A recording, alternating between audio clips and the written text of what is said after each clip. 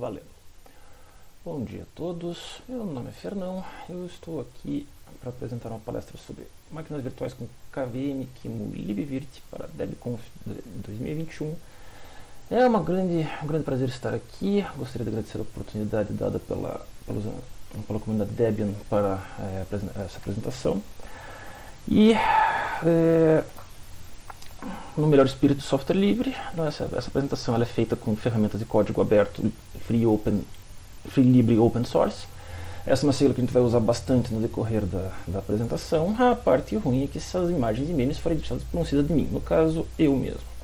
Então, um pouco a respeito de mim, o meu nome é Fernão Veloso Ribas, eu sou o consultor de tecnologia e também sou professor, de aula muito tempo em EJA, de aula de inglês, de aula de história, coisas e tal. Hoje em dia eu trabalho com desenvolvimento de sites, a maior parte deles em WordPress. E aí estão esse meu site pessoal, os slides da apresentação elas vão estar disponíveis no repositório Git do Debian. Quem quiser entrar em contato por redes sociais, estão aí o contato. Então, vamos falar exatamente sobre virtualização. E sobre virtualização a gente tem que primeiro começar falando sobre terminologias, coisas, estabelecer conceitos iniciais. Só um aviso, eu vou ficar olhando para os lados por causa que eu estou com vários monitores, então assim, eu peço um pouquinho de paciência quanto a isso. Então, a gente vai começar falando sobre terminologia, estabelecer a semântica, o que é virtualização e máquinas virtuais. Enfim, essa questão teórica inicial. A gente vai falar também sobre a configuração e os requisitos desse hospedeiro de KVM. Estamos falando de uma máquina Linux. O meu foco é um usuário individual, usuário de notebook, usuário doméstico. Embora KVM, QEMU e libvirt sejam coisas que são utilizadas em coisas como Itaipu usa bastante. Essa palestra, boa parte ela foi motivada inicialmente pelo Heriberto, foi através dele que eu descobri QEMU, KVM e libvirt como um bom substituto de software livre para máquinas virtuais, por causa que eu trabalho com virtualização desde mais ou menos 2008, trabalho profissionalmente com isso, trabalhei no HSBC muito tempo com virtualização em VMware, e o KVM, o QEMU e o libvirt eles sempre foram uma coisa que me atraíram, mas eu nunca tive a oportunidade de mexer até não muito tempo atrás. Então é essa configuração que a gente vai ver. Embora que seja uma comunidade Debian, a configuração que eu fiz foi toda em cima de Arch Linux, mas são todos Linux, então não deve ter tantos problemas quanto a isso. O gerenciamento dessas VMs ele pode ser feito através do GNOME Boxes, do Virt Manager e do Virch. O Virch que é a interface de texto. O GNOME Boxes ele é mais voltado para um usuário, para esse usuário individual. O Virt Manager ele tem todas as opções que você possa imaginar de configuração, é uma coisinha muito, muito lindinha. Então, os modos de console, a gente vai ver também que a gente pode usar Spice ou VNC. Spice é uma tecnologia desenvolvida pela Red Hat para ter console gráfico, para, por exemplo, executar instalação gráfica de Linux, ou se for rodar sistema proprietário como Windows, vai precisar exatamente desse console gráfico para funcionar. Então, a gente vai falar também de snapshots e armazenamento persistente de disco dessas máquinas virtuais. A gente vai ter que falar de configuração de rede também, a gente vai usar bridges, a gente vai ter que mexer com firewall, a gente vai ter que mexer com DNS mask, a gente vai ter que mexer com Network Address Translation, que é o popular NAT. Enfim, vamos conversar bastante sobre essas coisas. E também sobre segurança, casos de uso, e vai ter uma demonstração da execução dessas máquinas virtuais. Os tópicos eles estão organizados dessa maneira, mas eles não são tão marcados, então assim, isso aqui é mais para dar uma referência. A gente vai falar sobre todos esses tópicos, vai e volta, mas assim, todos esses assuntos serão contemplados. Aí uma conclusão, alguns pensamentos para fechar e também para trabalhos para o futuro, por causa que obviamente tudo que eu vou falar aqui é um workshop longo, mas só que eu não esgoto todas as possibilidades de máquinas virtuais, muito pelo contrário.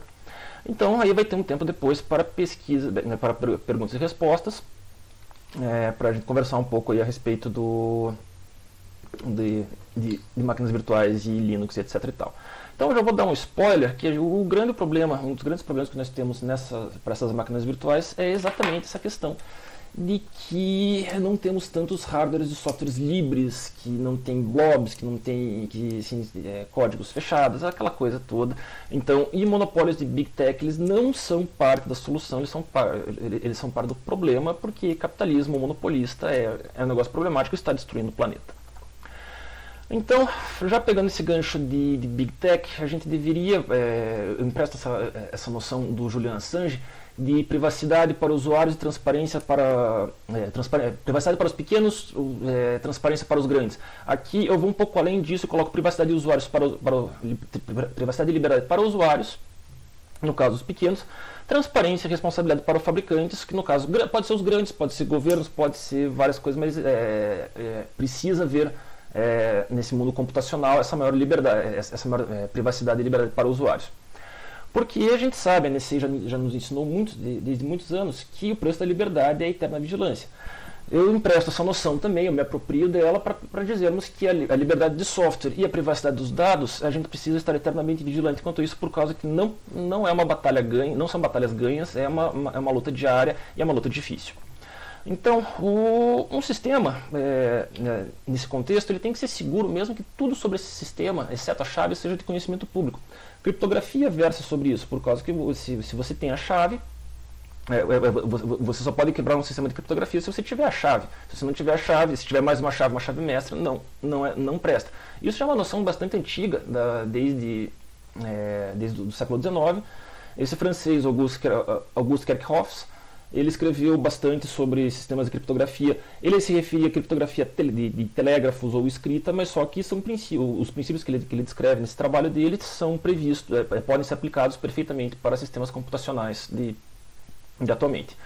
Então, tudo que eu vou falar aqui é para fins acadêmicos, educativos, não tem garantia, não tentem fazer isso em casa, ou se tentarem, saibam dos riscos, porque a gente sabe que a vida é feita de escolhas e a gente tem que prestar atenção no que estamos fazendo. Precisamos prestar atenção. Então, vamos falar agora de virtualização, emulação, simulação. São palavras que elas muitas vezes são tidas como sinônimos entre si. Só que existem algumas diferenças. Na verdade, como a gente vai ver, a gente tem que pensar no que está sendo virtualizado, ou emulado, ou simulado. No caso aqui, estamos falando de máquinas virtuais, que são computadores. São computadores completos, máquina de Turing, aquela coisa toda, processador, memória, blá, blá, blá. Então, esse computador ele é executado dentro de um outro computador e ele pode acessar o hardware como se fosse sem mais intermediado pelo sistema hospedeiro. Então estamos falando de virtualização essencialmente para plataforma, para arquiteturas de computadores de x86, de 32 ou 64 bits. Existe virtualização para ARM? Existe, mas o ARM é uma arquitetura muito mais recente e ela é um pouco diferente nas questões de implementação. A maior parte dos princípios teóricos se aplicam, mas o foco aqui é exatamente essa arquitetura x86, usuário individual, usuário de Linux, aquela coisa que eu já mencionei antes. Então a gente pode pensar nessa virtualização como sendo alguma coisa em nível de aplicação, ela vai rodar como um processo dentro do sistema, ou essa emulação, ou essa virtualização de um sistema operacional completo. Essa emulação de aplicativo ela pode ser uma emulação local executada dentro da própria máquina hospedeira, mas ela pode ser também alguma coisa virtualizada em rede. O pessoal que já lidou com Citrix conhece bem isso e adora software. Um softwarezinho muito interessante, só que não. Então, a VM ela tem algo a ver com o que a VM tem a ver com simuladores de voo, com emuladores de videogame e com mainframes. Bom, começando de trás para frente. Mainframes, eles executavam uma tarefa de cada vez e eram hardwares caros, então eles sempre foi desejável que eles pudessem ser melhor aproveitados e esse melhor aproveitamento dele viria através da gente poder executar múltiplas tarefas ao mesmo tempo. Isso só foi possível, o conceito de máquina virtual ela surge nesse contexto exatamente com os mainframes. O emulador de videogame ele é uma coisa diferente por causa que o próprio videogame já é um computador de 16 bits, ok, uma arquitetura diferente, ok, mas ele vai ser executado dentro dentro desse nosso PC x86, ele vai ser executado essencialmente como uma aplicação. O joystick dele não é o joystick, é a saída de teclado, mouse, o que quer que você configure. Mesmo que você coloque um joystick, ele vai ser USB e vai se comportar dessa maneira. Se ele fosse uma VM completa, você colocaria seria viável aí, emular diretamente o conector desse joystick. E por fim, o simulador de voo. Simulador é uma palavra que também ela pode ser pensada como um sinônimo de virtualização, mas vamos pensar no simulador de voo, que é um problema que a gente tem o avião e o ensino de como se pilotar esse avião. Então, se você tem um simulador de voo, você tem grandes vantagens, porque você não precisa colocar muito menos aviões vão cair por causa exatamente da existência do simulador. Então, no fundo, todas elas são metodologias diferentes para fazer exatamente essa questão do particionamento de recursos de software e hardware, de modo a permitir a criação de múltiplos ambientes de execução distintos entre si dentro de um único hospedeiro. Então, um único hospedeiro ele vai ter ele vai ter esses múltiplos ambientes de execução. Aí podem ser sistemas operacionais, podem ser aplicações, podem ser diversas coisas, mas o objetivo é exatamente essa questão do melhor aproveitamento do ambiente. Então, esse virtualizador, esse cérebro da virtualização, o que seria o hypervisor. Supervisor é uma palavra que é usada para designar o kernel de um sistema operacional. Então, se a gente vai pensar no supervisor dos supervisores, ele vai ser o hypervisor, one ring to rule them all, se estivéssemos falando do Senhor dos Anéis. Então, esse virtualizador, ele gerencia o acesso ao hardware e a execução dos sistemas convidados dentro do host físico. Aí a gente pode ter diferentes arquiteturas. Não vamos nos prender tanto a essa questão do tipo de hypervisor. O importante é a gente pensar que nesse cara aqui, que é o bare metal, que ele vai ser o sistema instalado diretamente em cima do hardware, e aí em cima dele rodam diversos sistemas diferentes. O Guest OS aqui, que está com esse asterisquinho, ele é exatamente o sistema que serve de gerenciamento. Então, na verdade, a gente tem os dois são esses dois que eles são parte do hypervisor. Você precisa necessariamente ter essa máquina especial para esse gerenciamento. Já na ponta do hypervisor tipo 2, a gente tem já um sistema operacional completo. E esse sistema operacional completo, ele por sua vez, ele vai ter um hypervisor rodando em cima dele, e em cima desse hypervisor a gente vai ter os diversos sistemas que vão rodar. E podem ser sistemas Windows rodando Linux, Linux rodando Windows, BSD, enfim, todas as combinações aqui que são possíveis. Então, dentro dos tipos de virtualização, os dois tipos mais famosos, vamos dizer assim, são a paravirtualização, que ela virtualiza parte do sistema, mas ela ainda requer recursos do sistema do hospedeiro, de modo que você não tem exatamente esse isolamento completo entre as máquinas. Eu botei um asterisquinho aqui porque a gente já vai falar mais sobre ele.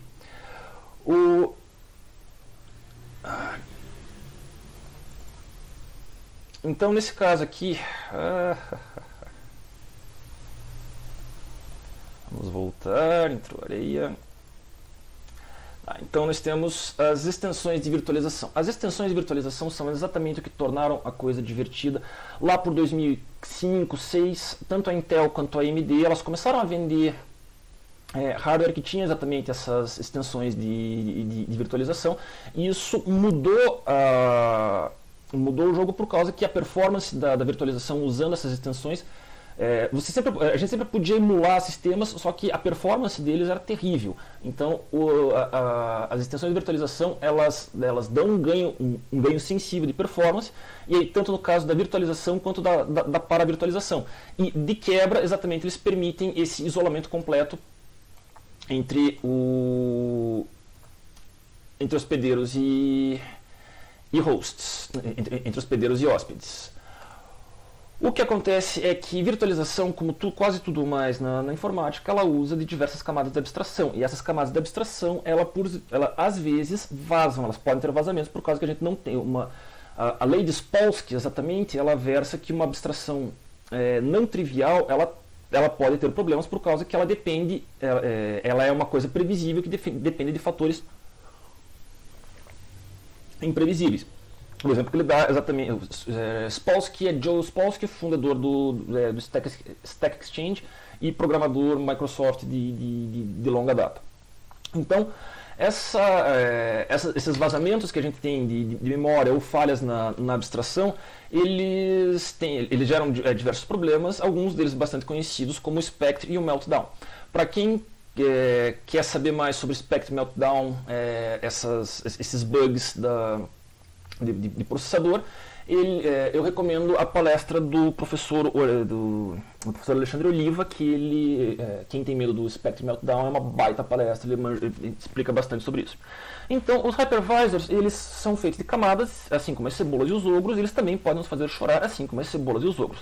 Uma coisa que pode acontecer é exatamente um problema de segurança, que é o hyperjacking. O hyperjacking, ele é o sequestro desse hypervisor. Então, se o hypervisor ele é um sistema que está rodando diretamente no hardware, que está controlando o hardware, ele controla máquinas guest, então se você controla esse hypervisor, você controla todo mundo. One ring to rule them all.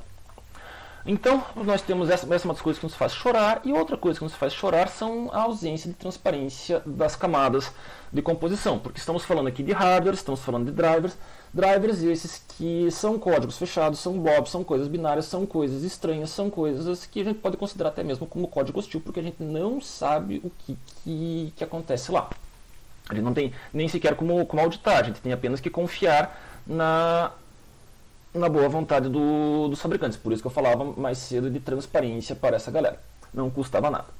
Então, como eu disse antes, a gente está falando de um modelo mais voltado para o usuário, e qualquer usuário ele vai ter que mexer necessariamente com esses três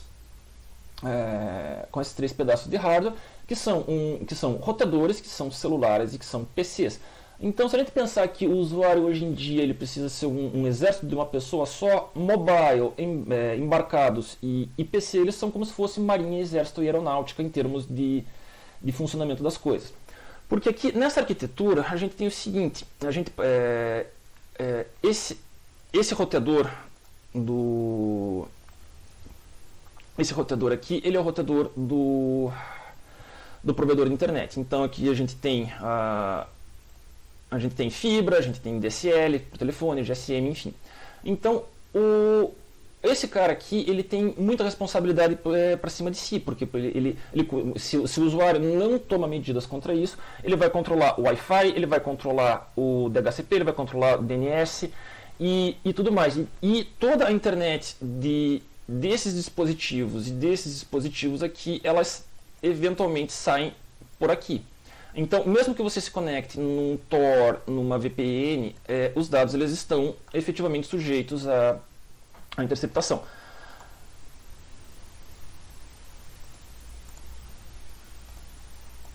Então, como eu dizia, a gente tem aqui vários riscos sistêmicos a mitigar dentro dessa arquitetura. A gente tem hardware e software não livre, a gente tem IoT que é abandonado. Lâmpadas smart, sensores de movimento, câmeras IP, são hardwares cujo software não é dado suporte, os fabricantes não dão mais suporte, então eles estão abandonados.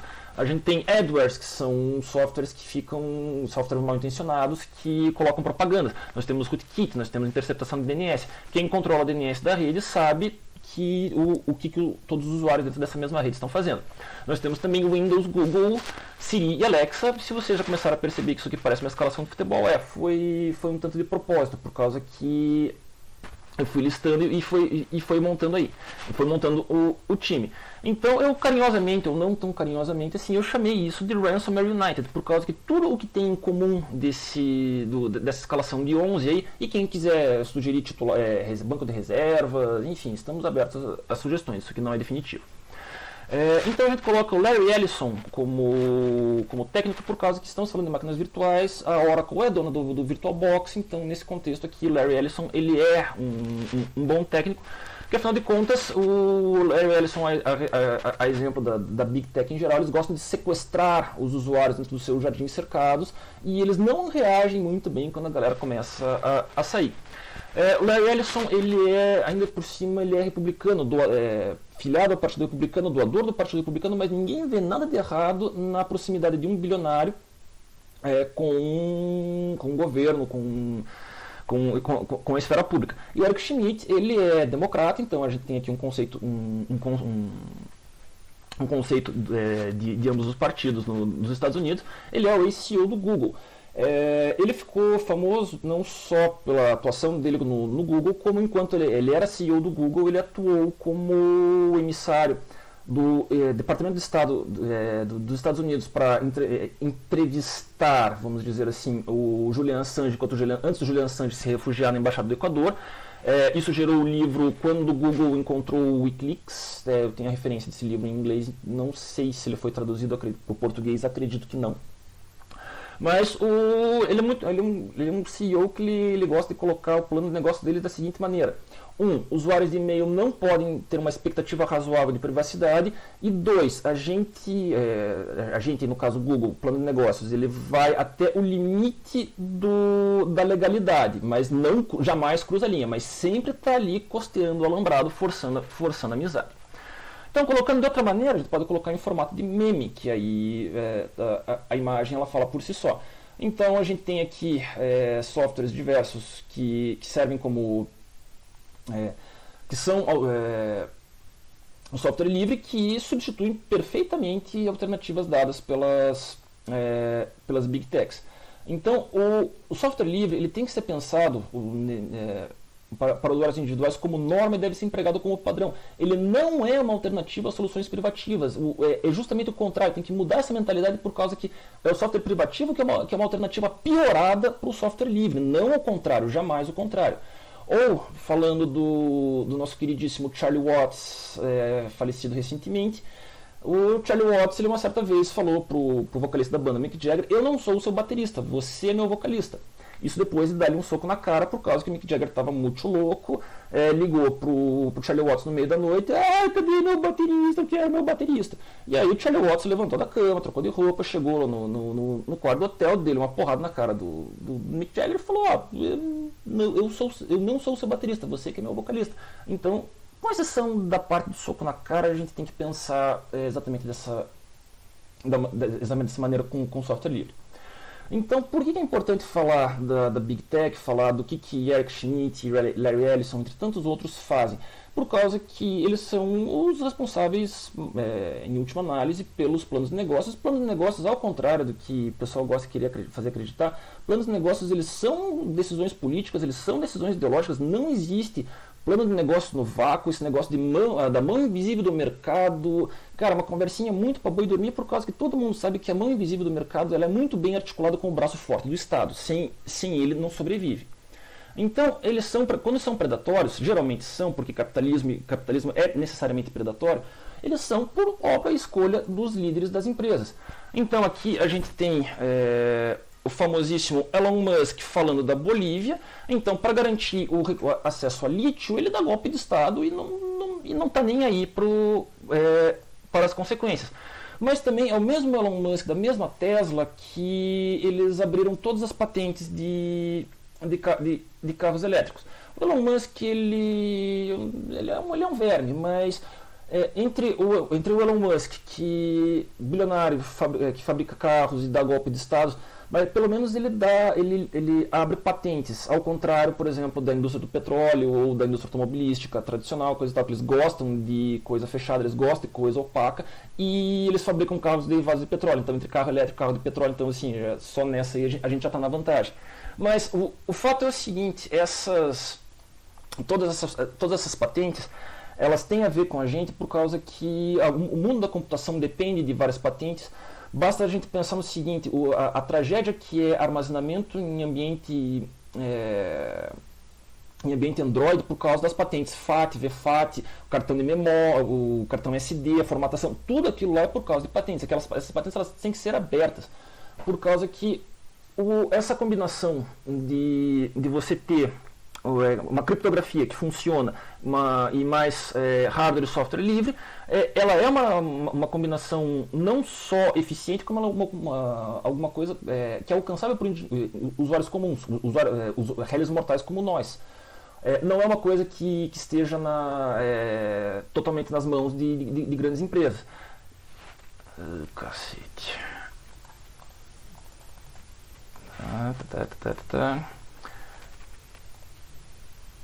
Então, esses usuários individuais, eles foram alertados por um certo Edward Snowden lá em 2013 que havia vigilantismo, só que uma outra grande lição do Snowden em 2013 foi exatamente a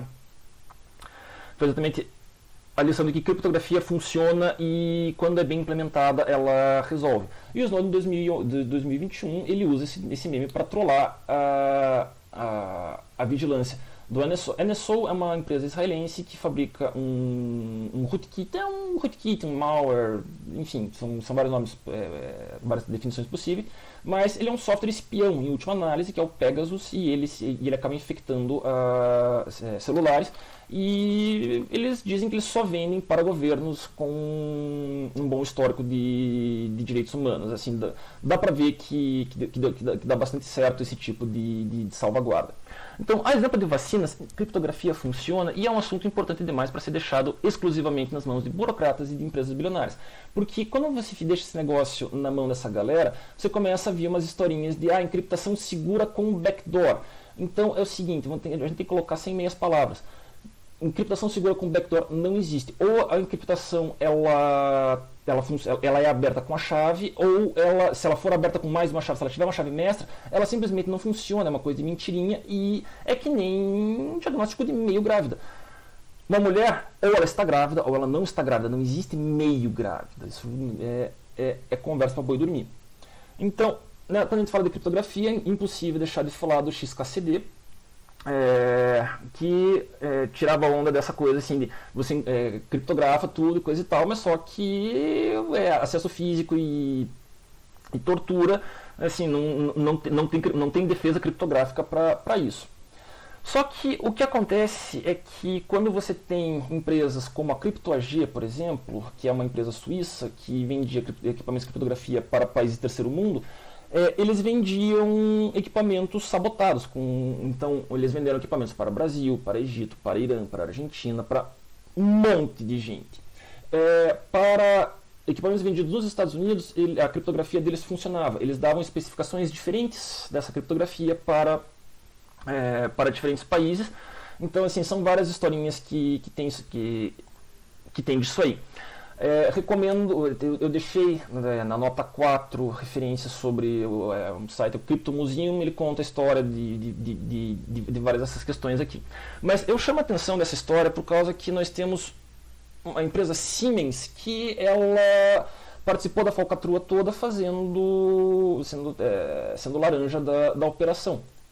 Então acontece que isso aí viola porrilhão de leis internacionais, mas principalmente uma empresa suíça operando dentro da Suíça, ela não poderia fazer uma operação dessa sem que o governo suíço soubesse. E o problema é que o governo suíço sabia, e o governo suíço ele não poderia se envolver nisso por causa que neutralidade é uma questão legal, na Suíça está dando problema sério até agora. Só que aqui a gente pensa em tempos. A Siemens é um fabricante, dos contenedores da grande disputa do 5G. Então, se a gente tem empresas como a Cisco, como a Siemens, que elas têm um histórico sabido de espionagem, de cooperação com governos, de cooperação ilegal com governos, então por que elas não, tanto a Siemens quanto a Cisco, elas não recebem o mesmo nível de escrutínio ou mesmo de implicância que a Huawei, por exemplo? A Huawei, até onde se sabe, ela nunca plantou backdoors nos equipamentos que eles vendem, ao contrário da Siemens e da Cisco. Agora, o problema da Huawei é que o software deles, ele é um software, dependendo do produto em questão, ele é um software bastante questionável.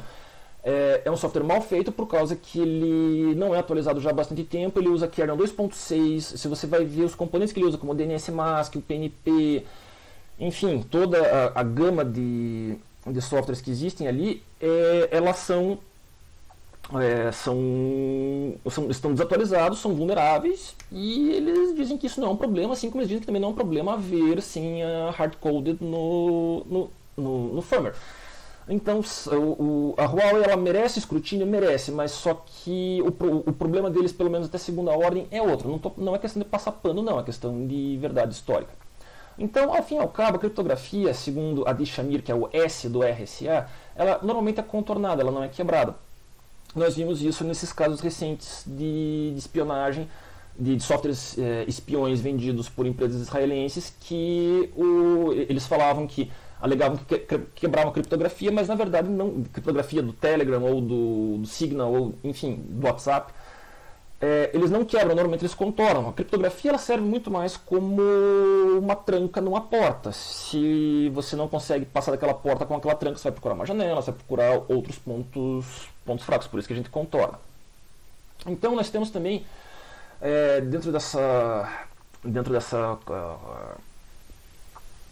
desse ecossistema de segurança, a gente tem, além do ransomware, que é uma outra prova cabal de que sim, criptografia funciona, nós temos botnets, que são feitos pelo Mirai, que eu tinha mencionado anteriormente.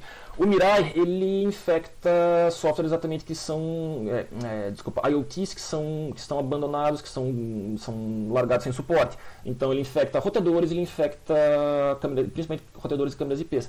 Toda vez que vocês verem um ataque de DDoS, de negação de serviço, para cima de algum site, foi para cima do Cloudflare, foi para cima do DNS, quebrou a internet, parou a internet, pode saber que é esse Mirai. Nós temos também outros tipos de infecções que são... Ai, que diabo...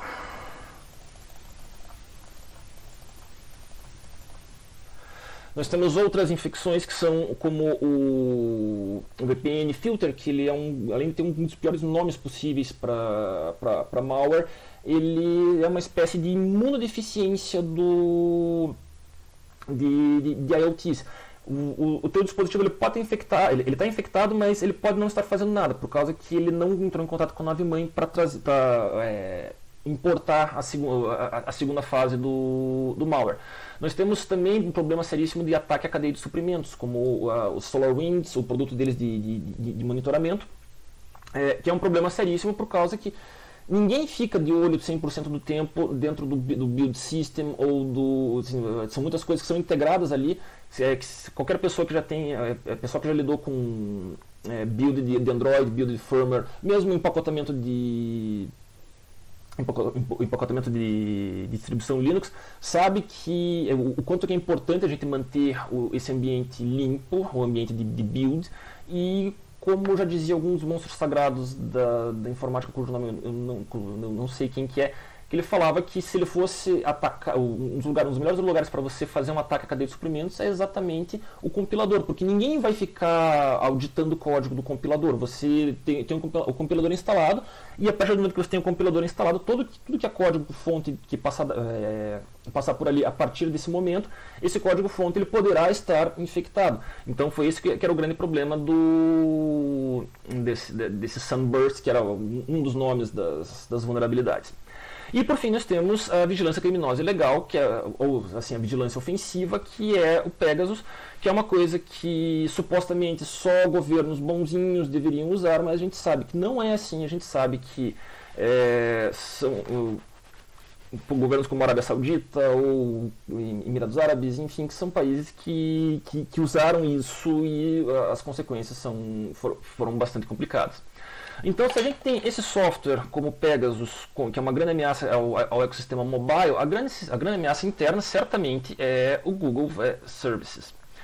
Aqui temos um funcionário do Google falando que ele, no telefone pessoal dele, ele usa o LineageOS, que foi exatamente isso dentro do contexto de um processo que o Estado do Arizona, o Ministério Público, o District Attorney no Arizona, ele está processando o Google por causa das práticas deles a respeito de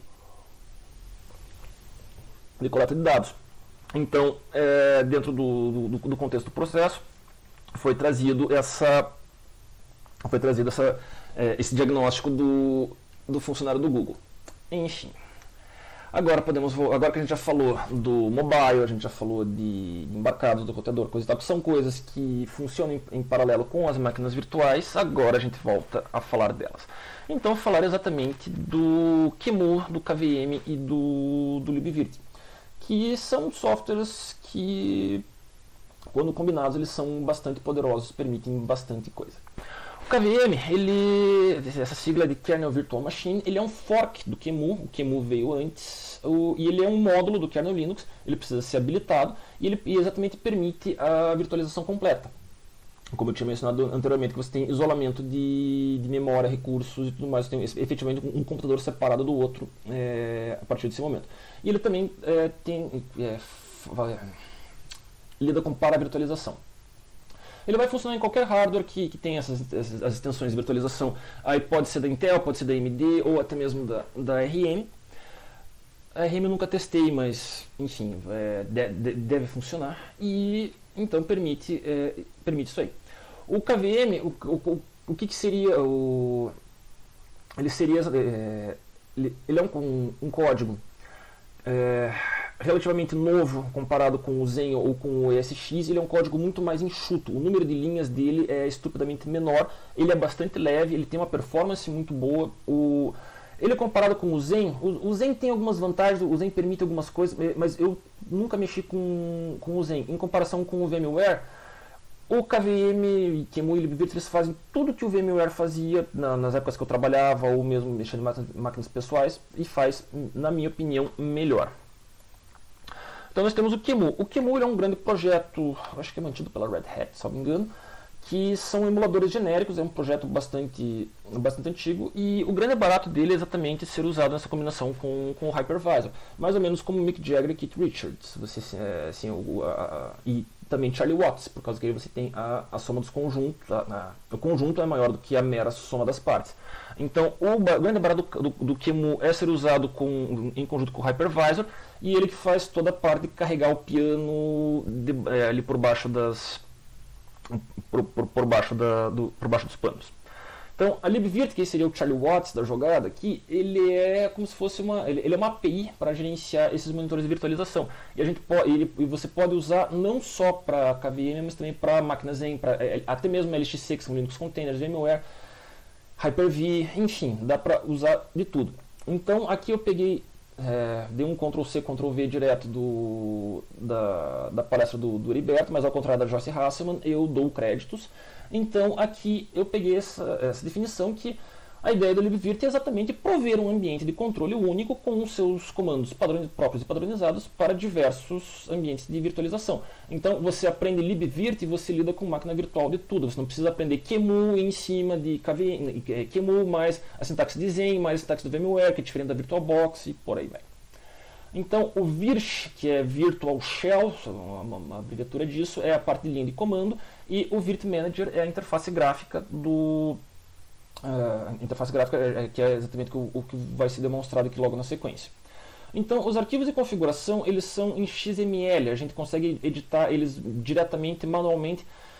Obviamente, se a máquina virtual tiver em execução, isso não é uma boa ideia. Então, para quem gosta de mexer diretamente, tem outras maneiras mais fáceis de lidar, mas ao fim e ao cabo, se você editar os arquivos XML e dar um refresh nos serviços do LibVirt, aí a gente tem samba. E uma outra coisa que é sensacional é que ela suporta migração praticamente hot plug. O downtime da máquina é mínimo. Eu testei bastante pouco isso, mas só que é o tipo de coisa essencial quando você tem um ambiente de produção, coisa e tal. Então a galera que gosta, para o usuário doméstico não faz tanta diferença, mas é importante frisar que isso é uma grande feature do conjunto todo aqui. Então, antes da gente ver o Virt Manager, eu vou falar do Gnome Boxes. O Gnome Boxes, ele é um softwarezinho muito do maneiro. Faz praticamente tudo que o Virt Manager faz. Ele tem a vantagem que ele é mais intuitivo, fácil de usar, então ele é mais indicado, mais voltado para esses usuários iniciantes ou casuais, tipo alguém que quer ter máquinas virtuais, mas não quer se incomodar com detalhezinhos de configuração. Então, obviamente, não tão obviamente, mas ele é baseado em QEMU e KVM, e ele se utiliza dessas extensões de virtualização quando elas estiverem disponíveis, é óbvio. E a gente usa esse comandinho GNOME Boxes check, ele vai dar um output, eu vou mostrar na sequência. Aí, ponto importante ser ressaltado é o seguinte: essas VMs criadas pelo GNOME Boxes, elas não são gerenciadas pelo libvirt. Essas máquinas do libvirt, elas estão disponíveis em nível de sistema, e essas do GNOME Boxes, elas ficam dentro do home do usuário. Então pode ser, dependendo do caso, ser mais interessante criar ou em um ou em outro. Mas o GNOME Boxes ele tem bastante código em comum com o libvirt, etc. e tal. Então o GNOME Boxes ele também tem suporte a snapshot. Você pode acessar remotamente. Eu não cheguei a testar esse acesso remoto, mas se tiver dois notebooks numa mesma rede e aí colocar um para acessar máquinas virtuais do outro, supostamente consegue-se, que para desenvolvedores pode ser uma coisa interessante. Mas as configurações de rede elas são bastante limitadas. Ele poderia de repente usar o DNS Mask como o libvirt usa. A parte de rede para mim foi o grande problema, mas as minhas necessidades elas são diferentosas, então já viu. Então, obviamente, depende da instalação correta dos módulos do KVM. Você tem que instalar e habilitar os módulos. Normalmente, quando se instala os pacotes, isso já é configurado automaticamente. Então, os drivers de hardware, claro, se você tiver um Wi-Fi que não está funcionando no sistema host, ele não vai funcionar no sistema guest, não tem muito segredo. E aqui nós temos, por fim, permissões. Você precisa, se você vai usar, para usar como usuário comum, você tem que colocar esse usuário comum no mesmo grupo do KVM, no mesmo grupo do libvirt. Dali em diante você tem um negócio transparente, funciona, o usuário não precisa ficar digitando sudo, você esquece que tem essa questão de autenticação. Enfim, então são todos esses softwares que precisam instalar. Como o teste foi feito numa máquina Arch Linux, então os nomes dos softwares podem variar. Dois que eu sei que variam, um que eu sei que varia é o Tools, o libguestfs, que em Debian você tem que colocar o Tools, e os pacotes EDK, que eles são os EDK de Development Kit, que são os firmwares da UEFI da Intel. Então esses caras, se a gente quer usar virtualização de ARM ou de outras plataformas, a gente tem que ter esses firmwares instalados. O que é complicado porque é fechado, aquela coisa que todo mundo sabe. Enfim, então aqui eu vou interromper rapidão para mostrar um videozinho.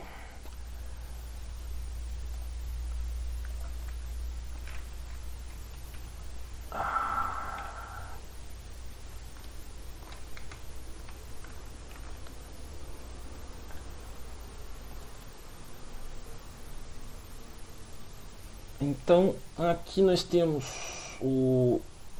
deixa eu aumentar. Tá cheio.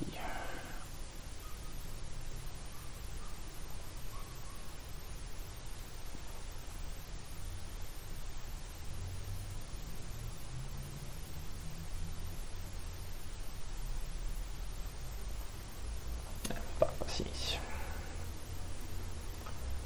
Então, GNOME Boxes Checks, ele vai mostrar. Sim, que eu tenho que botar uma velocidade mais rápida.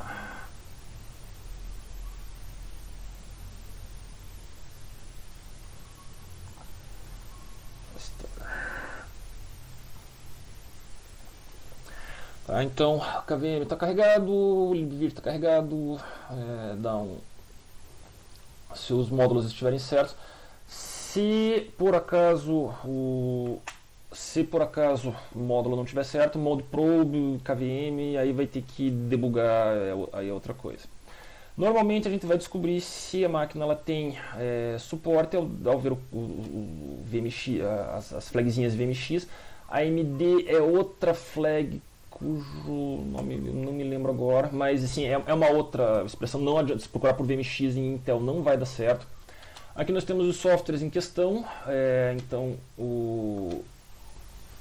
são várias coisas. O que tiver de dependências ele vai pescar. Então aqui era só para mostrar essa parte da instalação. Também nessa hora é interessante colocar esqueci de mencionar, de colocar no vídeo que temos que incluir o usuário no grupo do KVM do libvirt. Então aí vamos rodar o GNOME Boxes. O GNOME Boxes ele funciona essencialmente como o resto. Ali eu mostrei Ctrl e Alt da esquerda como tecla de atalho. Você está na máquina virtual, ele captura o input de teclado e mouse. Para você voltar para a máquina hospedeira, você aperta Ctrl Alt para ele soltar. Isso é configurável. Isso é um padrão meio que desde sempre do VMware, então eu preferi manter o VirtualBox. Eu acho que o VirtualBox ele costumava usar uma coisa diferente, né, de qualquer maneira. Tá, então, para criar uma máquina, vai ali no sinalzinho de mais, ele vai dar algumas opções de máquinas para serem criadas, sistemas diferentes. Eu sou diferentão, eu vou colocar uma própria ISO, vou colocar Tails, por causa que é divertido. Sempre eles vão pedir alguma coisa de Unknown OS, sempre coloque assim, ou Unknown ou Generic, dependendo do lugar, precisa, né? Chatice. Mas no frigir dos ovos não faz muita diferença.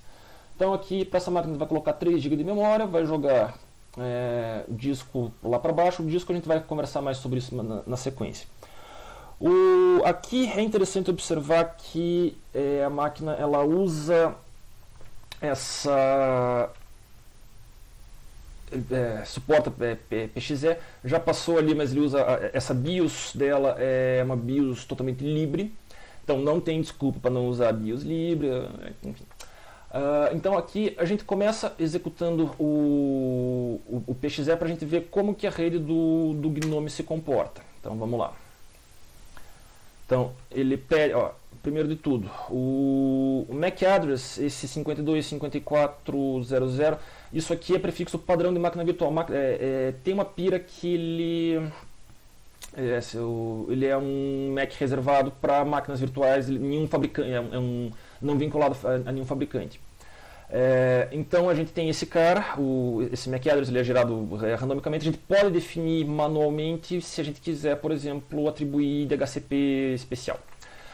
E aqui o interessante é observar que ele cria uma rede 10.0.15, o gateway no caso aqui seria o IP do host. Então essa rede ela é gerida totalmente pelo GNOME Box. Isso que eu mencionei anteriormente, que o DNS Mask eles poderiam fazer algum bem bolado ali para funcionar melhor. Enfim. Mas o boot de rede ele não vai funcionar aqui exatamente por causa que não tem uma infraestrutura configurada. A próxima máquina, quando eu mostrar no Virt Manager, a gente vai ver como que esse boot de rede funciona.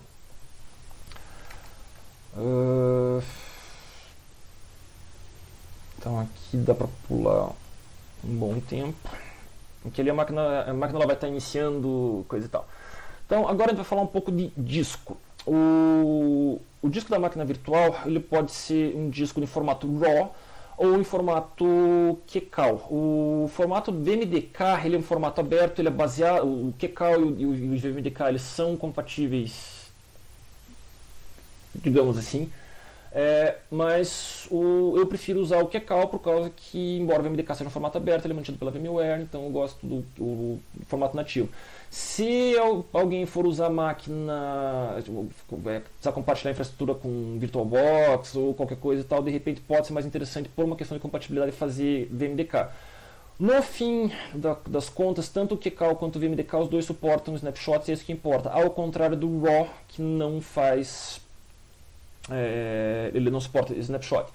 Aqui a gente tem um comandinho interessante de usar, que é o fallocate, fallocate, que a gente, ao invés de usar o dd, que ele vai criar, o Fallocate ele vai simplesmente criar um espaço vazio, mas já um bloco do tamanho determinado, ali no caso foi 1 GB, no caminho especificado, e o QEMU ele também faz dessa maneira, só que aqui a gente coloca como opção essa F-allocation, que é muito mais interessante do que colocar full ou deixar esparso, porque né, eu pessoalmente gosto de de alocar os discos, já deixar o espaço alocado pronto. O problema é que se a gente vai fazer com um DD ou com alocação completa, demora pra caramba. Então o F-allocate ele é uma boa solução para isso.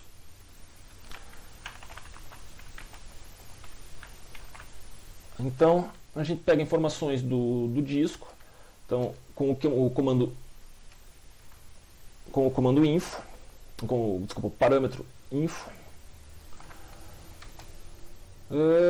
E aí também a gente pode pegar informações de um disco RAW. Então a terminação dos arquivos aqui é importante frisar o seguinte: o nome dos arquivos ele é arbitrário. Eu coloquei .raw, .qemu por uma questão de organização, para facilitar a vida do Fernando do futuro, que ele não é obrigado a saber de adivinhar qual o formato que é qual, enfim. Então normalmente já vai ser detectado automaticamente, então é mais pela questão. Muita gente usa .img, é uma possibilidade. Tá, então o disco RAW ele é montado diretamente, não tem muito segredo aqui, mas o QEMU, o QCAL, ele precisa desse bloco, do NBD, que é Network Block Device.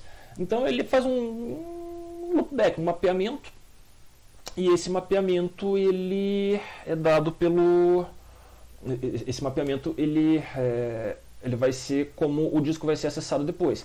Então a gente aloca ele nesse slot no NDB3 e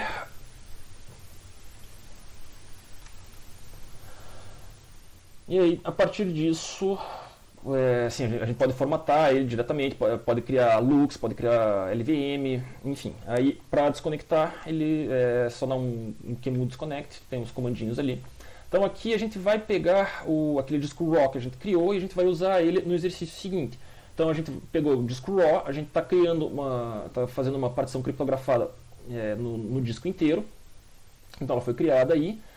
Agora a gente vai acessar essa partição exatamente para que a gente possa formatar e criar um sistema de arquivos ali dentro. Então essa partição, a partir de agora, ela está usável, e a gente, montando ela, a gente consegue utilizar, a gente consegue fazer ela funcionar. Então está lá montado. Aí agora eu vou criar um arquivo, a gente vai criar um arquivinho aqui dentro para a gente ver ela na sequência dos acontecimentos. Aqui a gente já está vendo no fundo ali, o monitor, o terminal tem teclado, tem fundo transparente. A máquina do Tails já terminou de bootar dentro do GNOME Boxes. Essa aqui foi mais demonstração mesmo, por causa que não, assim, o Tails eu vou mostrar no próximo vídeo.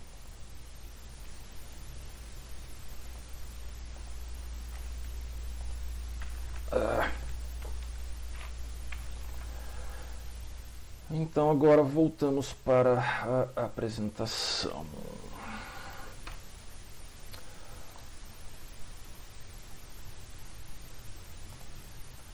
Então, como eu falo, o snapshot ele é como se fosse uma fotografia da VM. Tanto o GNOME Boxes quanto o Virtual suportam. Como eu falei antes, só funciona em discos RAW, não funciona funciona em QCAL e VMDK, mas não em discos RAW. O snapshot interno, é importante fazer essa distinção aqui. Se o snapshot ele é interno, ele vai ser solidificado dentro do mesmo arquivo do disco.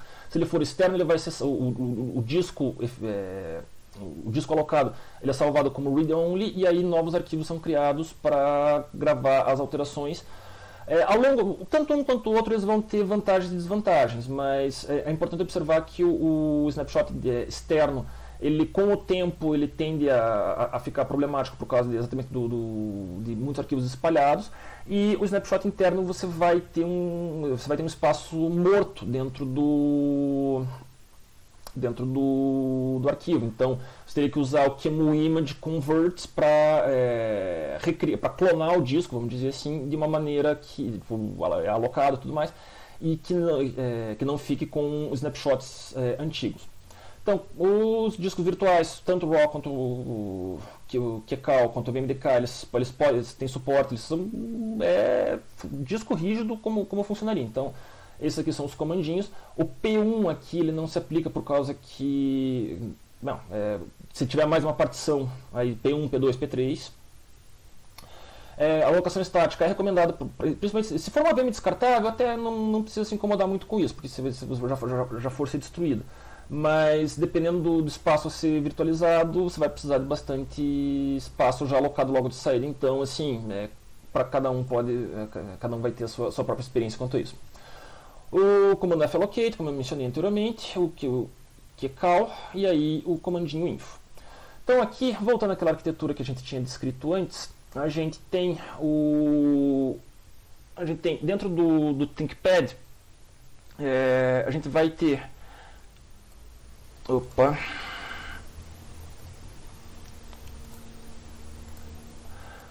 a rede que toda a diversão vai acontecer vai ser essa rede BR-VNAT, que ela é aquela rede que apareceu, ela vai aparecer como na hora da criação das máquinas.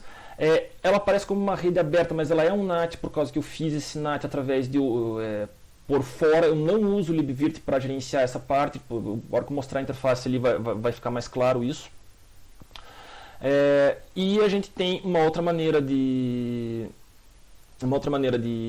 fazer rede, que seria exatamente usando uma bridge na interface física.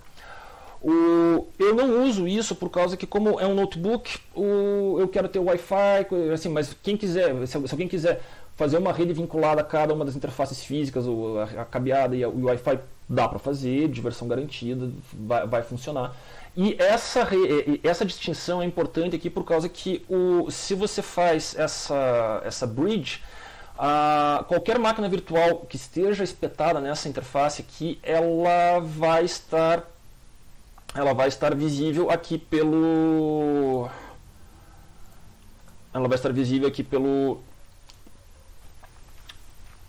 para a rede externa, para o roteador e tudo mais.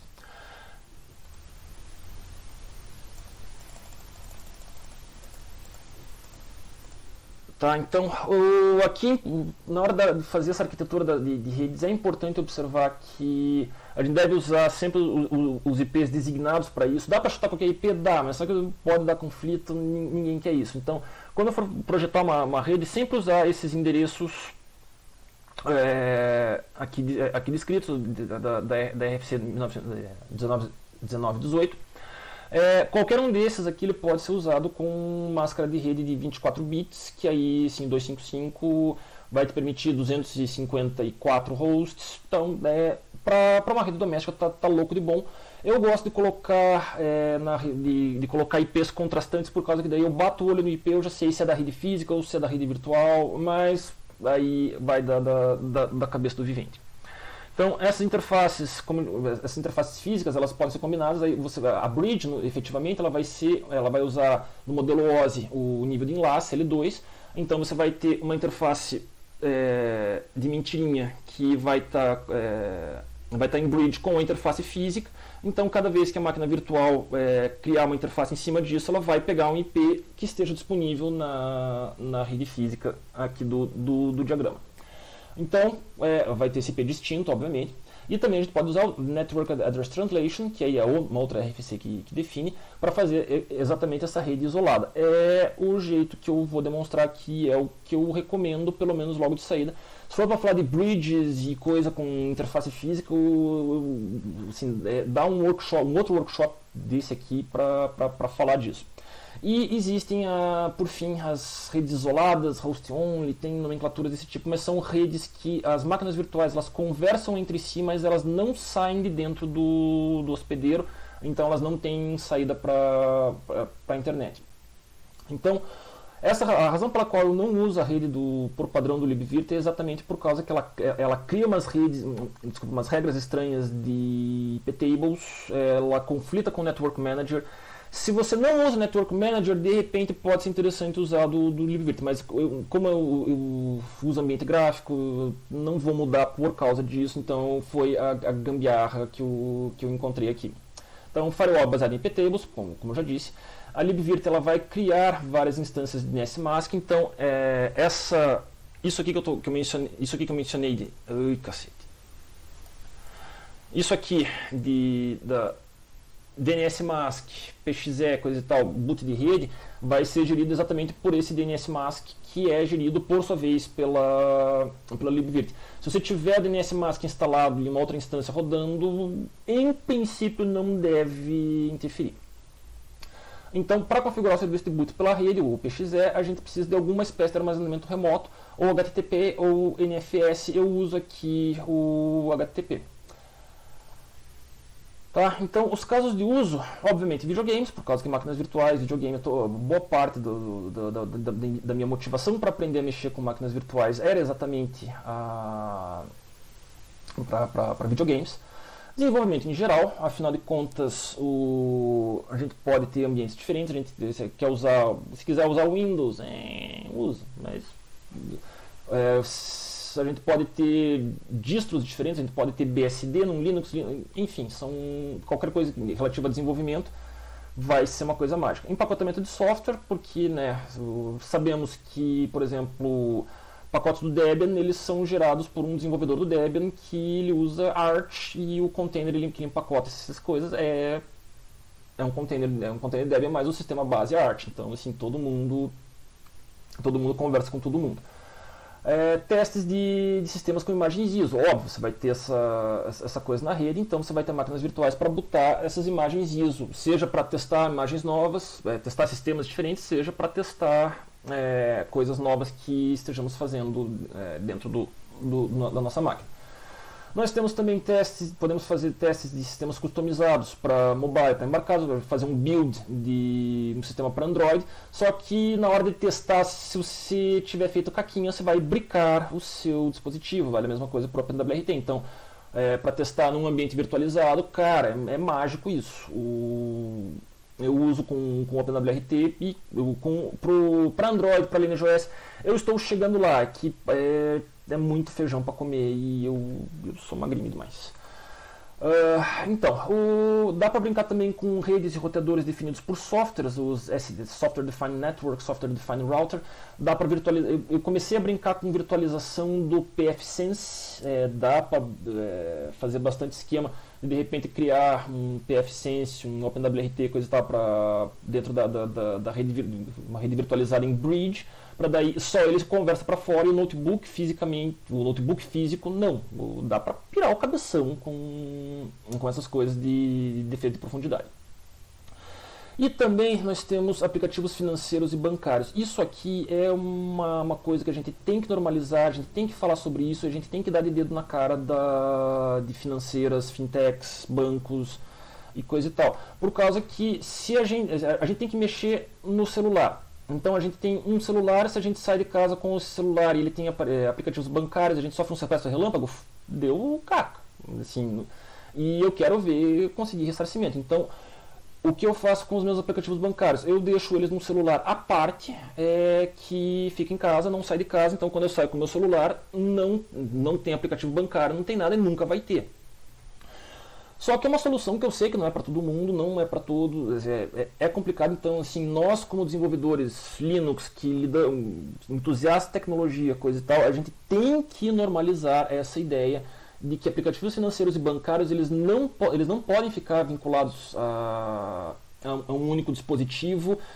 Você fica refém daquele dispositivo, aí tem que ficar mandando selfie pro 0800, ai que preguiça. Não, a gente tem que falar a sério sobre máquinas virtuais dentro do computador para rodar aplicativos financeiros, bancários, emulação, não sei exatamente, porque cada caso vai ser um caso, mas a gente precisa, isso é uma questão assim, devemos normalizar, devemos falar sobre isso, devemos ir adiante.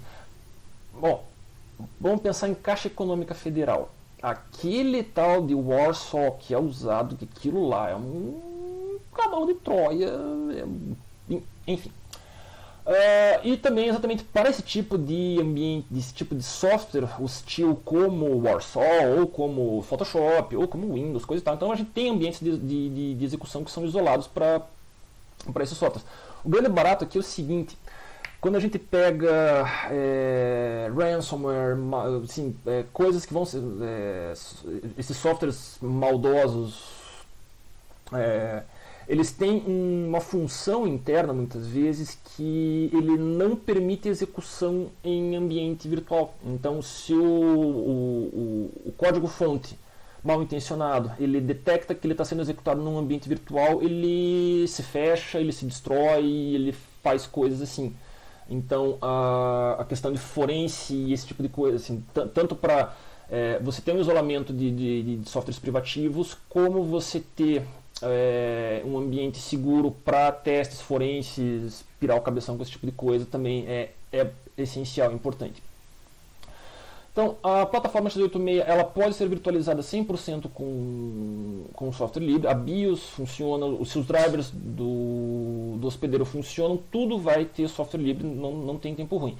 A ARM ele já requer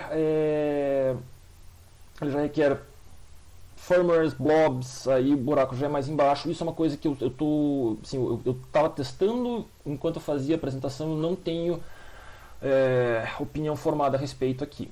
Então, uma última palhinha antes de eu passar para o próximo vídeo de execução. O que daria para melhorar no ThinkPad nesse sentido? Assim, eu como usuário de Arch Linux com esse T470, que aparentemente é um notebook velho, mas que pode durar uns bons 10 anos. Então, o que pode ser melhorado? LibreBoot, sempre LibreBoot, porque sabemos. O suporte 100% nativo ao leitor de impressão digital. Para cadastrar a impressão digital, eu precisei fazer a coleta da impressão digital numa máquina Windows, o que foi bem bizarro, bem frustrante. A parte boa é que desde então nunca mais precisei mexer, mas é uma coisa assim que é complicada. Houve versões novas lançadas do software do FPrintD que eu ainda não testei. Pode ser que essas versões novas resolvam. Isso é uma coisa que está na minha enorme lista de pesquisa. E por fim, dispositivos de áudio com o uso do DockStation. Isso pode ser um problema de pulse áudio do ambiente gráfico. Aí não necessariamente é culpa da dock, mas a dock também depende de uns firmwares meio estranhos. Então, assim, essa parte de hot plug de áudio ela pode ser complicada. Então, com isso, a gente encerra aqui essa a parte da apresentação. Eu vou botar o último vídeo para rodar.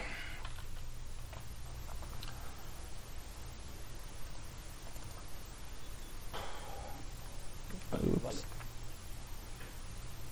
Vídeo errado.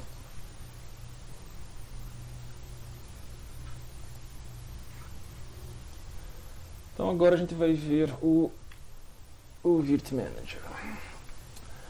Então o que a gente vai fazer aqui logo de saída é criar uma nova máquina virtual. Deixa eu botar o playback dele para acelerar.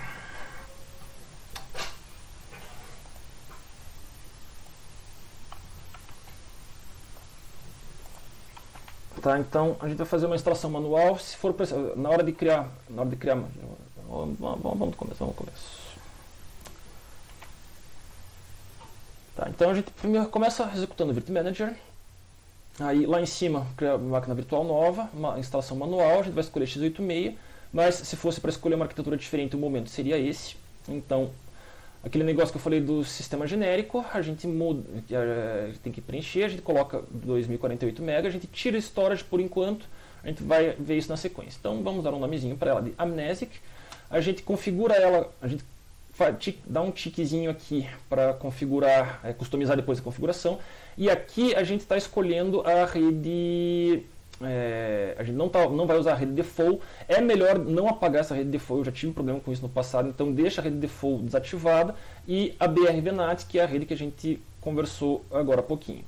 Então, criou, legal, aí a gente tem ali, se quiser mudar o firmware da máquina, a gente pode colocar o F. Eu prefiro o BIOS, pelas razões óbvias. Mudar o chipset também é possível. E a arquitetura aqui ela é x86. Legal. Dá para mudar a topografia do processador, se você quiser atribuir threads, enfim. Mudar a memória. O boot de menu, o menu de boot, ele permite boot de rede, ali a gente estabelece a ordem. Aqui a gente vai criar dois ambientes, dois storages, que é um de CD para dar boot do Tails novamente, e outro que a gente vai usar aquele disquinho que a gente criou no outro vídeo. Aqui cabe ressaltar o seguinte, a gente tem esses botõezinhos, eles permitem criar volumes novos, e se a gente criou alguma coisa depois de iniciar o serviço, aí a gente pode colocar ele para... a gente clica nele para dar um refresh, para esse arquivos novos que foram acrescentados, ele vai detectar. Então, escolhemos o volume, aí configura, coisa e tal. Se é um disco RAW, pode ser interessante alterar o cache para None, mas deixa o padrão do hypervisor, e começamos a colocar o CD como ambiente, como boot primário. É um live boot, a gente vai fazer o Tails de novo. E aqui é legal que a gente tem a opção de, se a gente quiser, não vai ser demonstrado aqui, mas se a gente quiser dar boot direto de um arquivo do kernel, pegar uma init-RAM e um kernel e colocar parâmetros, a gente pode, deve funcionar bem. Então, sempre lembrar de aplicar as mudanças antes de dar boot, porque às vezes se cancelar as mudanças, elas não entram em vigor. E agora está executando o Tails. Aqui é importante observar o seguinte: há algumas teclas que a gente precisa usar volta e meia em máquina virtual, e a gente tem essa tecla dentro do hospedeiro. Então aí é problemático, por causa que se a gente bate Ctrl Alt Del, é o hospedeiro que vai responder, não é o que a gente quer dar Ctrl Alt Del dentro da máquina. Então o send key, o enviar comando, é exatamente para isso, que a gente pode usar Ctrl Alt Backspace para não quebrar o ambiente gráfico, Ctrl Alt Del, e os Ctrl Alt F, alguma coisa para alternar entre TTYs diferentes também é essencial. Aí também para a imagem ficar escalonada direito dentro da tela, marcar ali como sempre escalonado. Enquanto o Tails roda, eu vou mostrar aqui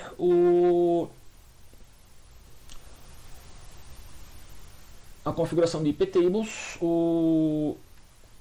Isso vai variar localmente dependendo de qual máquina for, de qual implementação de iptables for usada, mas você precisa da tabela Mangle, você precisa da tabela de regras da tabela Filter. Essas regras elas estão todas e também aqui em cima não aparece, mas no NAT também, na tabela NAT. Então isso aí está no repositório do GitLab da palestra, então é só para mencionar que é preciso tomar esse cuidado. Então vai ter regrinhas diversas.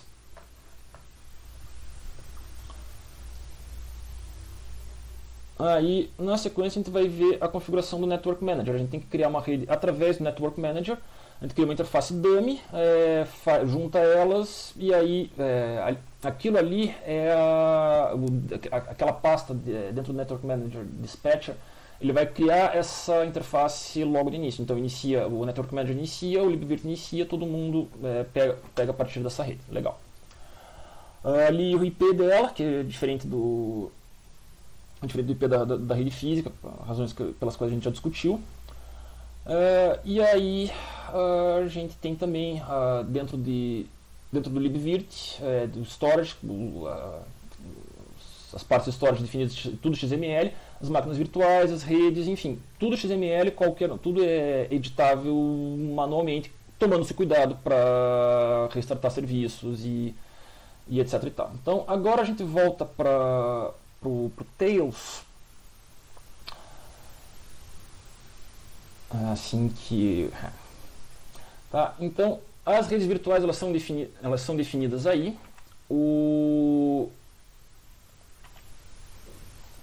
Então, o IP como eu tinha mencionado, for mode, coisa e tal, eu deixo essa rede desativada por questão de padrão. Eu não mostrei ali o XML da rede porque tem um monte de MAC address, né? Não preciso mostrar, mas confia.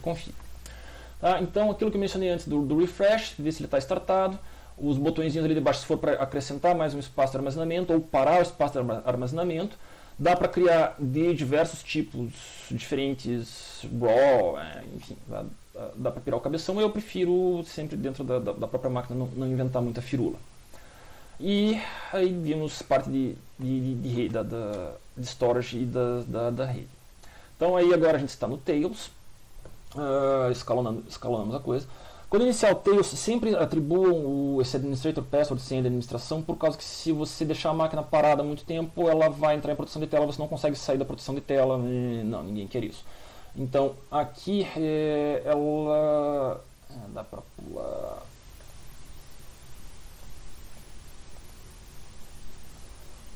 Tá. Aqui iniciamos o Tor, beleza. Aí o que eu quero mostrar agora é aquele disco que eu espetei na máquina virtual logo no começo. Então a gente vai ver aí no terminal. Eu queria que o zoom tivesse maior, não tem muita mágica.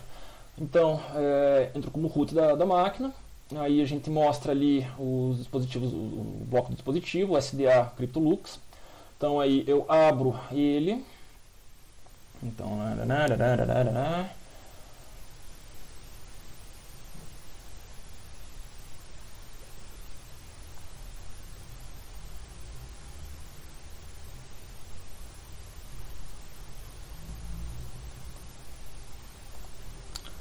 Então eu criar uma pasta, essa pasta ela para montarmos o dispositivo. Aí tinha um arquivinho lá escrito debconf, né, que era um arquivo txt, ó lá, tá? Então era aquele mesmo lá, então disco criado por fora, é acessível por dentro, tranquilamente. Aí o tanto de memória que a máquina está usando no momento, e é essa diversão.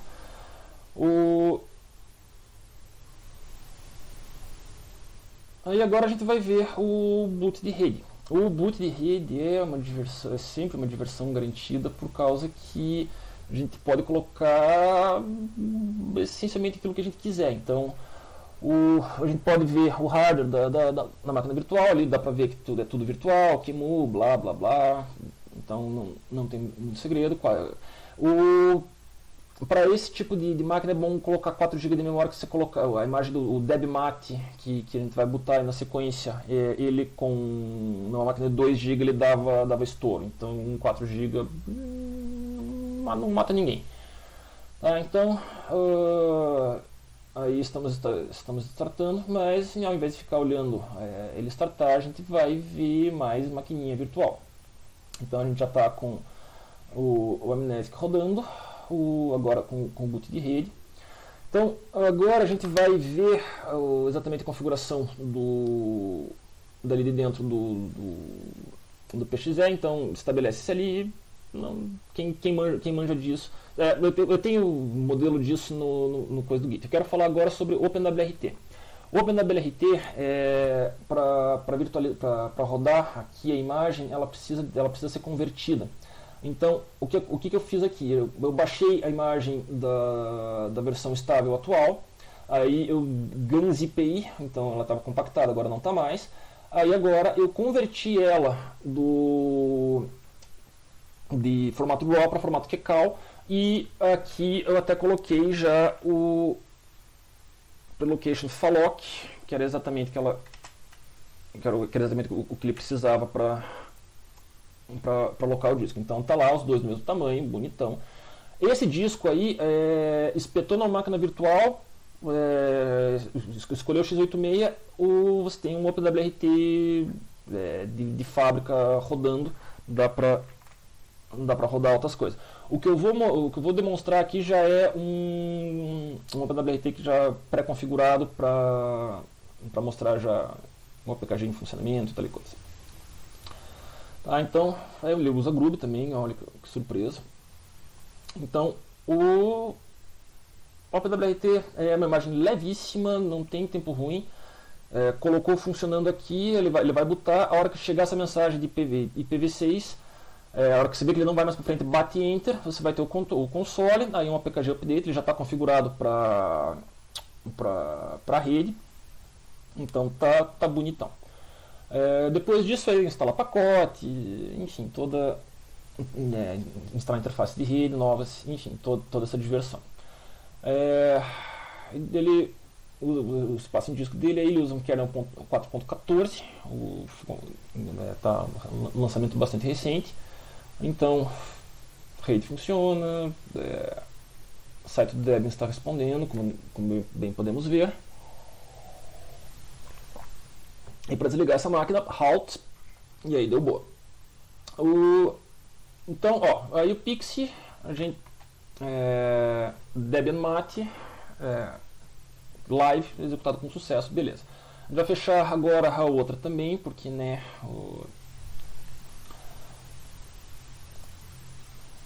tá, então, agora a gente vai rodar o Freedom Box. Eu peguei, enquanto eu estava vendo a palestra dos caras ontem, eu baixei a imagem, fui mexendo, pô, funcionou de primeira, redondinho, bonitinho. Aqui ela já está configurada por causa que eu não tive saco de baixar de novo, e tal. Mas o que importa é saber o seguinte: você baixou a imagem do Freedom Box. O Freedom Box ele não vem configurado com nenhum usuário. Então o que você tem que fazer é o seguinte: você botou a máquina funcionou, você tem que descobrir qual que é o IP dessa máquina e acessar pela interface web. Pela interface web você cria um usuário, o usuário Ghost aqui ele foi criado exatamente através da interface web. Então temos tudo isso. Isso aí eu tentando descobrir qual que era o IP que eu não... Ups. Então o IP é 192. Então aqui foi uma pequena falha técnica. Hoje a gente vai ver a interface do Freedom Box a partir do navegador. Então, joguei o IP lá. Então, ele encontra o seu certificado, ó, surpresa, autoassinado. Mas está funcionando, tá joinha. A interface web aí é só seguir o fluxo, cria um usuário, esse usuário criado você consegue logar com ele com SSH a partir daí. Então aqui eu estou mostrando uma outra máquina que eu fiz, que é a Winterfell, porque Stark. E essa máquina aqui, o grande barato dela é que ela é um Arch Linux, só que é uma versão livre do Arch Linux sem ser o Parábola. O que eu fiz? Eu compilei o kernel 5.13 GNU, ele dá para ver ali em cima que é esse cara, e eu uso o pacote de firmwares, o Linux Libre. Então é um Arch Libre, e aí a interface gráfica dele, ele usa o LXDM, esse tema fui eu mesmo que fiz, tosqueira pra caramba, mas tá aí. Então, de máquinas virtuais que a gente tinha para demonstrar eram essas aí. Então agora a gente vai finalizar a coisa toda. Então mais umas palavrinhas aqui para encerrar, falar de futuro. Então futuro, que futuro nós queremos, que futuro nós precisamos? Nós precisamos de um futuro com alta hospedagem e interoperabilidade. Sempre hardware free, livre, open source, porque tanto hardware quanto software, por causa que não dá para ficar na mão das Big Tech com seus códigos fechados, hostis e tal. Então essa é uma ideia que eu empresto do feminismo. As feministas dizem meu corpo, minhas regras. Então se os nossos dados, nossos dispositivos, eles são extensão dos nossos corpos, então meu corpo, meus dispositivos, meus dados, minhas regras, privacidade e liberdade para usuários, transparência e responsabilidade para os fabricantes. Como eu diria o finado Raul Seixas, faça, fusse, force, faça coisas com isso que eu mencionei. Fusse, não fique na fossa de não olhar o que tem dentro dos seus dispositivos. E force por causa que a gente precisamos forçar, porque senão a coisa fica feia. Então precisamos de mais drivers, nem que seja na base da engenharia reversa. Eu adoraria ver drivers da Broadcom serem feito em engenharia reversa. Sonho com esse dia. Tem que tomar cuidado com os blobs, tanto no kernel, quanto nos firmwares, quanto nos apps. Em todas as camadas sempre pode haver esses códigos fechados. A gente precisa de direito ao conserto, a gente precisa de reciclagem, a gente precisa de sustentabilidade na cadeia produtiva. A gente não, quem quer defender a ideia de obsolescência programada e um capitalismo predatório que lucra em cima disso, pode defender, mas não venha me falar de sustentabilidade, porque o nome disso é greenwashing, isso aí é passação de pano, não pode. Direito ao conserto é uma coisa que está virando lei nos Estados Unidos, para desespero da Apple, porque a gente precisa reciclar, a reciclagem de eletrônicos é uma coisa terrível, então assim, isso é uma coisa que precisa melhorar muito. E nós precisamos também de comunidades de todo que tipo, e principalmente fazer com que essas comunidades de usuários e desenvolvedores elas sejam mais acolhedoras e mais inclusivas. Passa por tanto o trato pessoal quanto questões de diversidade. Então, de todo esse hardware que nós temos acumulado, o multicore, SSD, LAN gigabit e Wi-Fi de 5 GB, USB 3, continuarão aí, eles continuarão sendo boas partes de hardware, então a gente vai continuar trabalhando com isso num futuro previsível. Então, quanto melhor aproveitamento a gente conseguir de todo esse hardware PC, melhor. Então, aqui eu me despeço, eu agradeço tanto pela atenção de vocês, quanto pela oportunidade dada pela comunidade do Debian. E aqui eu deixo as notas, bibliografias e etc e tal. Então, essa aqui eu não terminei, mas vai estar logo no repositório. Aqui, leituras diversas. E uma última mensagem. O que a gente diz para Big Tech, o que a gente diz para a atualização do Windows? Not today. Então, libertem Assange, libertem Chelsea Manning, Edward Snowden e fora Bolsonaro. Então, daqui fica o meu contato. Passamos agora para a parte de perguntas e respostas e eu fico por aqui. Até mais. Está aí, Fernão? Aí. E aí, pessoal? Obrigado aí, Fernão, pela palestra. Foi muito interessante. É uma palestra com bastante conteúdo aí, uma palestra mais longa, né? Então, é muito bom para todo mundo aí poder diversificar e aumentar seus conhecimentos, né? Se alguém tiver alguma pergunta, né? Então o Fernão está aí para responder. Coloque no pad. Então.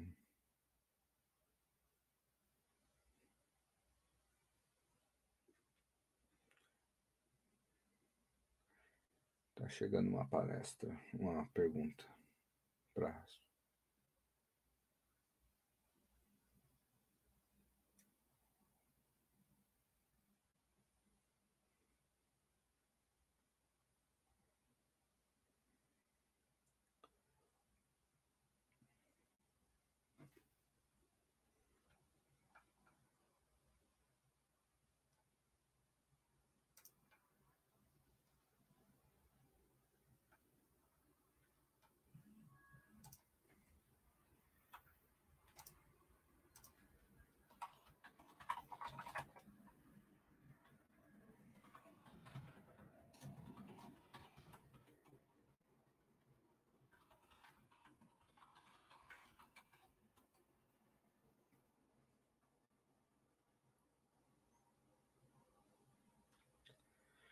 Fernando, chegou uma pergunta aqui.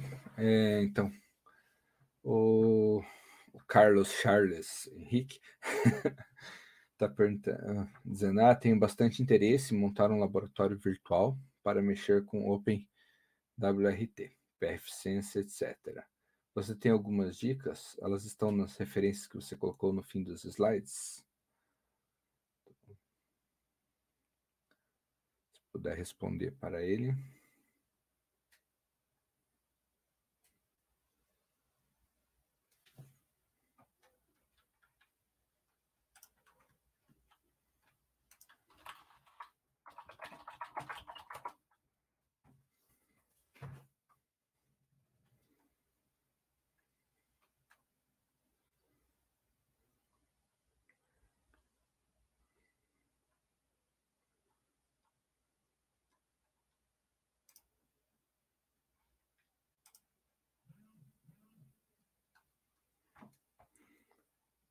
Bom, ele...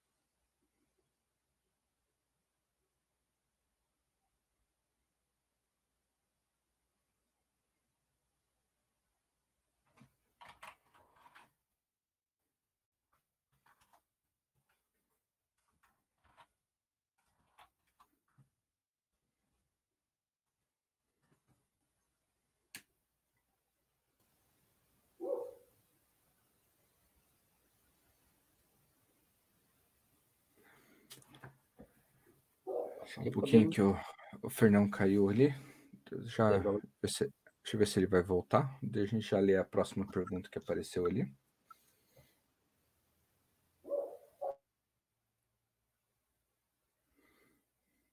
Se ele não voltar.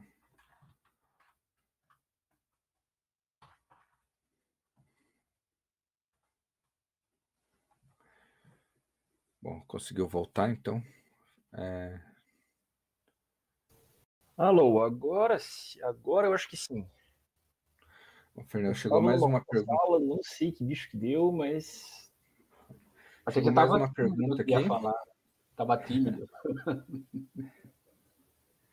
Chegou mais uma pergunta aqui. Que, você falou de reciclagem de componentes. Você ouviu falar do projeto? Tá ouvindo? Está ouvindo, Fernão?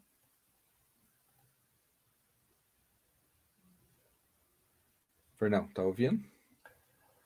Tá, estamos ao vivo? Sim, faz hora.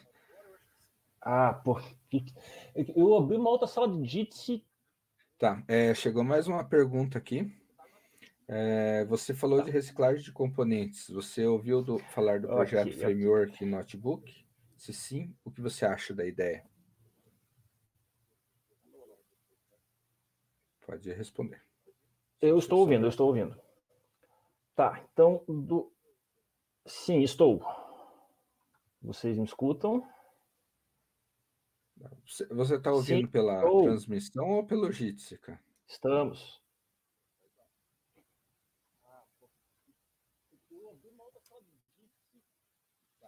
Chegou mais uma pergunta aqui. Você falou que reciclagem de componentes. Você ouviu falar de projeto Framework?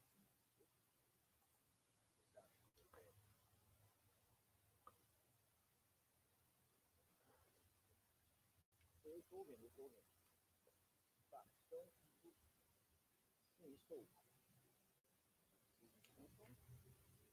Tá com um delay estúpido.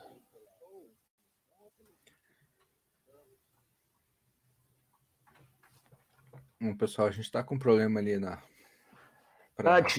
Eu estava olhando pelo da transmissão. Tá, então, vamos começar respondendo, porque uma hora vai chegar no stream.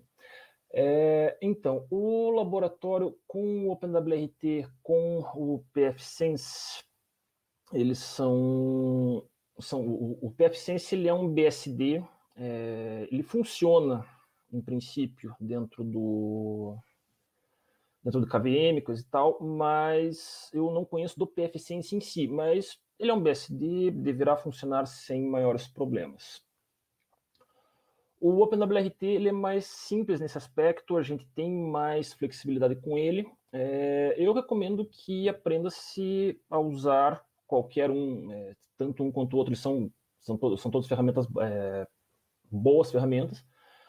O pfSense ele tem a vantagem que ele já vem mais pronto, ele vai ter Captive Port, ele vai ter muito mais coisa implementada, e o OpenWRT ele é uma coisa que a gente faz do zero, faz na unha.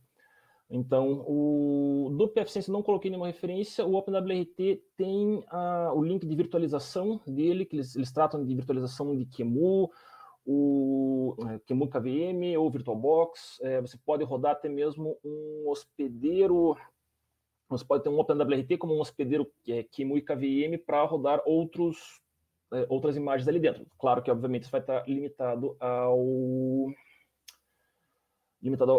potência do hardware e as configurações. Respondendo à pergunta seguinte da reciclagem dos componentes, não, eu não conheço esse projeto especificamente, mas, cara, qualquer coisa relativa à reciclagem, ela é uma coisa importante. Inclusive, boa parte da minha motivação de aprender a lidar com softwares customizados, tanto para mobile quanto para celulares embarcados, enfim, é exatamente para a gente conseguir estender a vida útil, por causa que a vida útil muitas vezes ela é limitada por software e se a gente mexe nesse software, a gente consegue estender essa vida útil. E a boa parte do problema da obsolescência programada ele advém exatamente do fato de que o ciclo de constituição tanto de hardware quanto de software, ele vai estar pautado por interesses comerciais, então muda um sistema, o sistema passa a ocupar mais recursos, esses recursos, o hardware anterior ele não dá conta disso, passa para frente, então obsolescência programada é uma coisa que tem que ser combatida e mexendo esse hackeamento de software, ele vai exatamente nesse sentido, porque a gente consegue exatamente estender essa vida útil.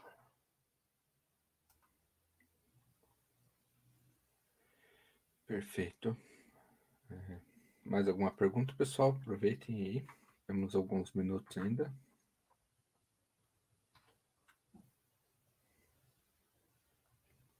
Ver que tem algumas pessoas no pad lá, então acho que...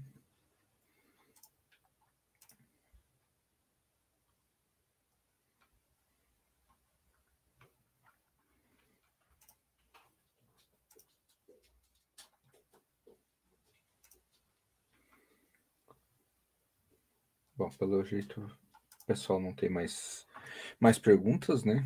Então, em nome da organização da DebConf, gostaria de agradecer ao Fernão aí pela disponibilidade de transmitir o conhecimento aí para o pessoal, né? E depois, se alguém quiser, pode entrar em contato direto com ele também, para verificar alguma questão aí de dúvida que surgir na hora que quem estiver assistindo posteriormente, né? Obrigado, Fernão. Vocês gostariam de falar alguma coisa? Vou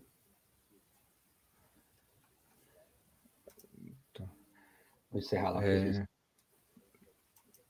Deixa só.